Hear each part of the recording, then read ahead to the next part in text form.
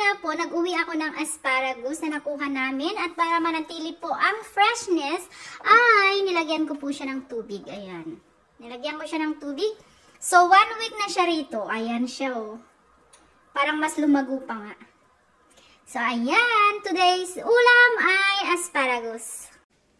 Kinuha ko lamang yung mga malalambot na part at ayan, hiniwa-hiwa ko siya ng maliliit para mabilis siyang maluto. So pagkatapos, ayan, 3 beses ko na po yan hinugasan at binabad ko pa siya ulit sa tubig para naman malinis. Ayan siya. So pagkatapos niyan, naggisa lamang po ako ng chopped bacon.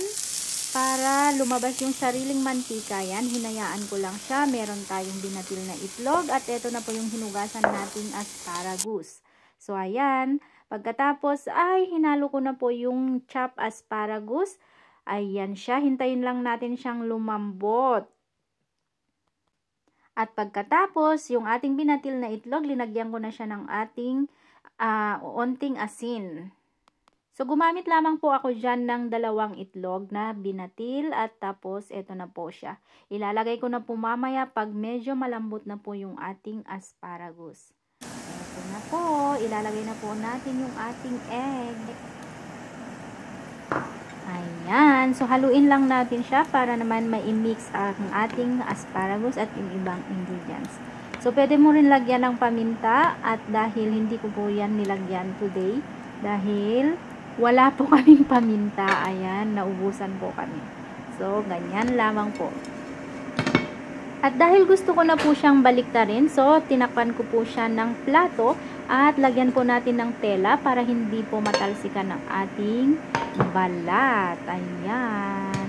Dahil minsan malalaglag po talaga yung mantika sa ating mga kamay or sa ating kalat. So, ayan po yung ating wild asparagus na masarap na. Ito na po ang aking lunch for today. O, ayan na nga at luto na siya. So, pwede na po nating ihain. At dahil dyan, ito na. O, ayan, matatakam ka na naman, no? Ito siya, o guys. At dahil hindi po ako nagluto ng rice today, so, naglabas na lamang po ako ng bread at itinusta ko na lamang po siya. So, ayan po yung ating toasted bread. Hintayin lang natin siyang matusta at pagkatapos ay nilagyan ko na siya ng olive oil.